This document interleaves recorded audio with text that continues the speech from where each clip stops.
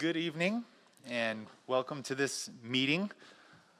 This meeting's purpose is all about Neighborhood Watch so that the public can become aware of the value and the place for Neighborhood Watch in our community and in our individual neighborhoods. We this evening will have a presentation on Neighborhood Watch from Chief Ford, and would like to welcome Chief Ford as well as Deputy Chief Rice for joining us. Thank you for taking the time and helping with this. You know, I'd just like to say that we all love our community and would like to think that that we don't have problems, but we know that we do, right? We're not immune to the problems that you hear about across the country and in other cities, and we certainly have crime. But a couple of things that are true about Clovis. One is neighbors watch out for one another. We have each other's back and we look out for one another. And another thing that's true about Clovis is this is a place where law enforcement is supported. And I'm proud of that, and I know you are too. And I happen to think that the Neighborhood Watch program really brings those two things together, because with Neighborhood Watch we can look out for one another and have each other's back and watch out for one another's property in our neighborhoods. But we can also support our police officers by being the extra eyes and ears in our neighborhoods. And with that, I'll turn it over to Chief Ford. And Chief, again, thank you so much for being here, and we appreciate and thank you in advance for what you have to share on Neighborhood Watch. Thank you, Mr. Mayor. Appreciate everybody coming. Everybody's out. It's coming in to us remotely. We thank you for being here. Again, like the mayor said, Neighborhood Watch is basically about the neighbors being involved. And it's about everybody becoming part of the community and being there to help each other.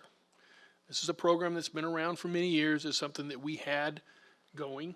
And unfortunately, because of COVID, we were moving to start doing a lot more things with it. We'd had the one meeting last year at Kingswood Methodist.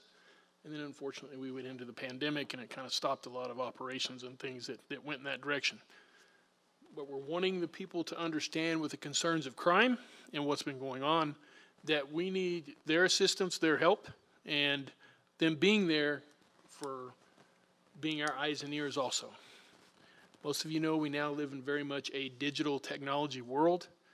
Most people have alarms. A lot of people have cameras on their homes. And these are things that can be very helpful to us when we're dealing with trying to solve crimes. We can't do it alone. We have to have the help of everybody around. The program is basically run by the neighbors within that neighborhood, however big they want the neighborhood to be for their watch. They'll have somebody that runs it. They'll have the meetings. We'll get them in contact with the company that provides the signs and the program information. And we'll be there if they need us there for the meetings, and we'll be there and get them going in the right direction. But this really is about them having this program, and it's their program to run and help us out with. I can tell you that there's lots of times with especially the technology that if you've got the system, I have one, and you're able to download it, if you see things, check your cameras. I do it every morning, just take a look, see if anybody was walking around. I think people need to realize the majority of our crimes are crimes of opportunity. The majority of our auto burglaries are people just going through neighborhoods and checking doors to cars. If they find them open, then they rummage through. And they take the stuff that they feel like they can use or sell or trade for drugs or whatever they're looking for. Okay? So that's the kinds of things that we really need to pay attention to. Keep your houses locked. Keep your sheds locked. Lock your fences. Lock up your vehicles. I will tell you that in my household, one of us goes before we lock the house up for the night, and we go and check all the cars and make sure we locked them good. Because that's one of the biggest problems we do have here, is people not taking care of themselves and making themselves a victim in a sense because they didn't secure stuff. Because the burglars know, the bad guys know that, they just want to do the crimes of opportunity where they can get in and get it, not cause a lot of noise, not cause a lot of anything to make them look like, I'm out here doing this, and then they're down the street and they're out of there. And a lot of them, we've got some that are even smart enough that it may be a day or two for you to figure it out.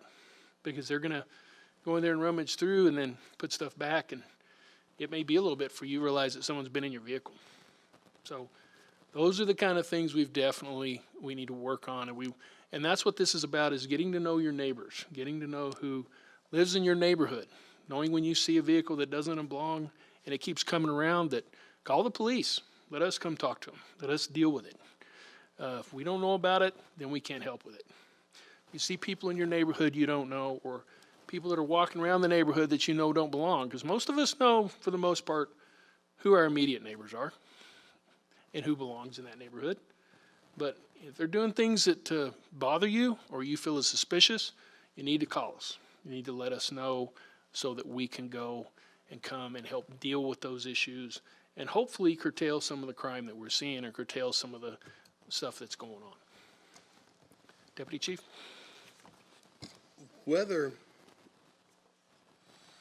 the way this works is however good you want it to work, as an individual or as an organization.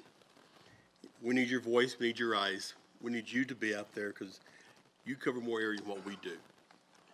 And whenever you're out there, you see things. If you don't call us, then you're doing just exactly what our criminals are wanting you to do. That's not get involved. That's not to say anything, because nothing will do, won't do any good, report it anyway. And, well, I can tell you from experience, I have recovered items before of value that people didn't report stolen because, well, what good would it do? Well, that's what good it does. Granted, there's a lot of it going around, but again, it only works as good as you want it to work. If you know your people in the neighborhood, you know the cars in the neighborhood, you know the kids in the neighborhood, and somebody strange shows up, give us a call. It doesn't take long for us to come by here and check on you, check on the car, just make sure everything is all right. It could be a lost relative trying to find a home. We can help them find that too. Excuse me. These people know what places are the best places to hit. Chief and I was talking about this earlier when we looked at one of the crime statistic maps. It's not an isolated area. It's all over town. But it's like he says, it's because people park their cars in their driveways. They park them on the sides of the street, and they leave them unlocked. Well, I mean, we've caught the kids going by and they're just flipping door handles. If they find one open, I mean, I can sit here and list the things that people leave in their cars. Money on the sun visor, checkbooks and wallets on the dash. They leave other items in the armrest, CDs and music players and all this. Let's make these more difficult for them. You know, Dad always said that good locks only keeps good neighbors, just like fences. But also people paying attention to what's going on in their neighborhood. We're ready to come out and talk with people who want to get an organization going. If you want a neighborhood watch program, we're more than happy to come out and spend an evening with you and your group of people and discuss what you need to do and like I said, how to get your signs and how to get the money to operate this. I mean, this is something we would love to do for you, but it's something we can't do for you. You have to want to do this. We can't sit here and come up there every night or every week and tell you what you need to be doing. But we're always there for your questions. So if you want to be a block captain, if you want to be a participant, if you just want to be somebody in the neighborhood and say, hey, this is going on, call us. Believe it or not, we have people working 24 hours a day. And they answer the phone 24 hours a day. So call us and report it. Chief, Mayor? Well, appreciate that, Deputy Chief and Chief. You know, if I'm asking the public to consider, you know, we need volunteers to man the Neighborhood Watch program from neighborhoods all over town. And, you know, a lot of what you're talking about makes perfect sense. And I'm confident that in Clovis neighborhoods, we have neighbors watching and paying attention and maybe calling their neighbor if they see something that's wrong. But Neighborhood Watch really takes it to another level where there's a systematic way of covering the neighborhood and then contacting law enforcement if they see something wrong. So for those folks that may be watching that are ready to be that leader in their neighborhood, to be that person that wants to make a difference and help keep our community safe, what are the first 2 or 3 steps that they need to take in order to get Neighborhood Watch started in their neighborhood? The biggest one they need to do is they can contact us. We can get them in contact and in the right direction of the information. One of the things that we see a lot of the time now is everybody is so busy and living their lives, living in their world, trying to take care of their business and whatnot, that a lot of the people don't even know who their neighbors are. Even getting out there and talking with your neighbors, communicating with them, telling them concerns, saying, hey, we would like to start a program like this. Would you be interested? Would you be interested in being part of this? And us getting together and putting a team together and a group together to take care of our neighborhood and take care of our community. And that would be a big step. So many times now there's a lot of people who don't even really know who their neighbors are. They may know them by sight, but they probably may not know them by name or really even talk to them. Because there's lots of times when we go out on these calls, because what we'll do on say a general burglary call is when we're done taking the report, we do what we call a neighborhood. So we're walking around knocking on the doors and making contact with the neighbors to see, did they see anything, any strange people, vehicles been in the area? Do you have a camera system that, we can look at to see, or could you please check to see if you saw anything? And there's lots of times where we're able to get that footage, we're able to get it downloaded, and it helps us move forward with possibly identifying a suspect and solving the crime. So those are the things we really need to see done to help out. Don't be afraid to call and talk to us and let us know what you've seen or if you've got things going on in the neighborhood that we need to be aware of. Yes, we have officers out, but there's a lot of area in the town, and if you're not telling us about it, we may not know about it. And those are the things we need, is just people to speak up and let us be aware of it.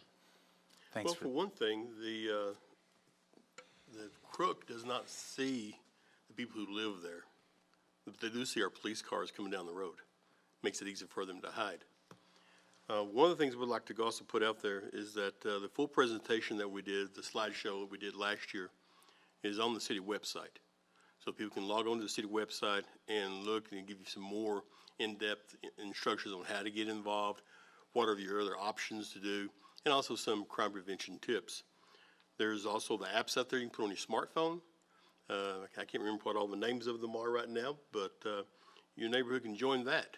And at least we notify each other whenever you see something going on, from bad weather to people strolling around the neighborhood.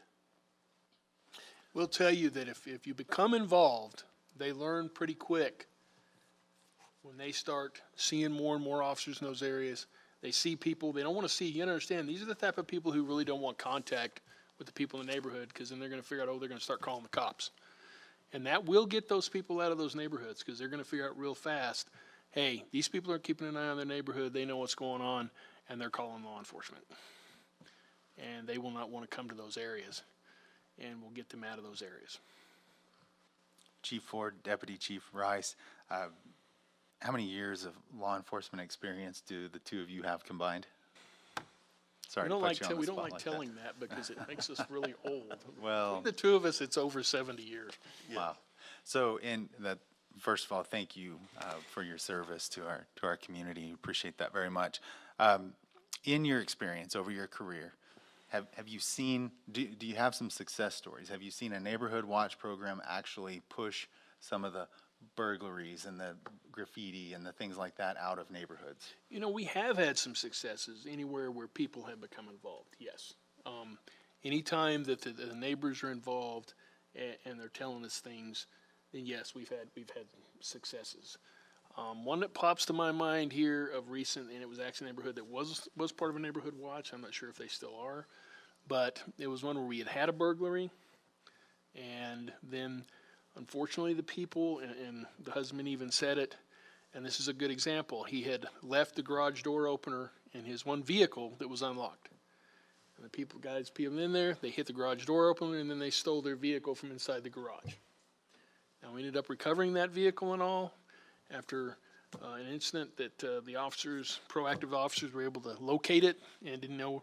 We're looking for a different stolen vehicle, not even knowing this one was stolen yet, because the people didn't even know it yet. And then we were able to get it recovered and get it back to them. But this is an example of that being a little more vigilant and security minded. You don't want to leave your garage door openers in the vehicles outside, because that could happen. Don't leave your cars in your vehicles or keys in the cars in the vehicles that are in the garage. Don't leave that doorway from your garage into the house undone, because there are times where if they were to get in the garage, well, that's your next barrier of safety. And those are the kinds of things people kind of need to be a little more diligent about. Because if you have an alarm, it's probably going to set off as soon as the garage door goes off. So now you're being alerted, you know something's wrong, you start calling the police. If you've got that other barrier, well, it also gives you a chance to get somewhere else safe in the house and take care of you and your family. So these are the kind of the things you need to think about and be a little more safety and security wise on. Fortunately, as you all know, we're living in very contentious times. A lot of negative rhetoric with my world and with basically law enforcement in general. And a lot of people who do not want to follow the rules and don't want to follow the law. So you need to be able to take care of yourselves and your families. Remember that we have some of the top response times in this country in our department. We have a very good department. Our overall response time is, even with both 911 and non-priority calls, is under 6 minutes. I mean, there are times, yes, if you have a call and we're busy, we may have to tell you, and the dispatch will call and tell you. Once it's past a certain time frame, they're going to let the supervisor know. We're going to call and say, hey, we're sorry, we're dealing with some other calls. As soon as we're done, we're going to get to you. Now, that will not be a call like I just described. You have something like that, you're going to have officers to you immediately to deal with this kind of thing. So please take care of yourselves, and don't be afraid to call and let us know about it. Appreciate that, Chief. So as I was listening to what you had to say there, you're full of advice about how to keep safe in neighborhoods. And correct me if I'm wrong, but that's some of the information that the Clovis Police Department is going to take out to neighborhood watch groups, Yes, right? it is. So for those of you out there that are interested in getting a watch program started in your neighborhood, what I'm hearing is a first step is really networking with your neighbors to get kind of a core group of volunteers that will be your neighborhood watch volunteers, and then a next step is contacting the Clovis Police Department, and then the step that occurs after that is a meeting where Chief Ford, you or Deputy Chief Rice or someone from Clovis PD is going to go out and meet with these residents of a neighborhood. Correct? Yes, we are. And you're gonna have those best practices for how to keep safe and all of that, and how to watch the neighborhood in a systematic way so that you're able to report things. So that's some of the value that the public needs to understand to understand that this value is what you get with the Neighborhood Watch program. So please, we need volunteers from every neighborhood around town to step up and spearhead this in your neighborhood. Contact our police department, and you'll get the advice that we're hearing this evening, but you also get some other practical information and resources in order to get your neighborhood watch program off the ground. Correct? Yes. Like we're talking about signs Yes. or the possibility of putting signs up in the neighborhood. You'll connect them with some of the even the digital resources such as Nextdoor app and things like that. Correct? Yes, that's correct. Okay. So anyone out there in the public that's interested in getting this started in your neighborhood, you can contact the city, certainly through the city's Facebook page, or you can contact the Clovis Police Department directly. And Chief, would you have the public call the which phone number is it that you would have them call? I would call the administrative number, either the 769-1921, or we have the 769-9472, which will take in a dispatch, and they will forward you on to the appropriate people that can get you information. So please call, talk to us. All the information again is on both the city and the PD's Facebook pages and websites. So please take a look at them. And again, questions, don't hesitate to call and talk to us. Great, thank you for that. So again, that 769-1921 is the best phone number. Yes. For the public to contact. You can also get connected through the city's Facebook page or the PD's Facebook page. And the benefits are great to this. It's our community, and we need to take ownership in our neighborhoods. And again, we need volunteers from every neighborhood in town. So please contact the PD or the city with questions that you may have about the program. And please consider volunteering and being that leader in your neighborhood and helping keep our community safe. Chief, Deputy Chief, do you have anything in closing? I do not. I think we covered it all, sir. Okay, well, thank you so much. And gentlemen, thank you to the both of you, as well as to all of the men and women in the Clovis Police Department. And thank you for the wonderful service that you provide to our community. Thanks for your time this evening. Well, we appreciate it. Thank you for Thanks being for here. allowing us. Yep. Well, that is it. Thank you very much.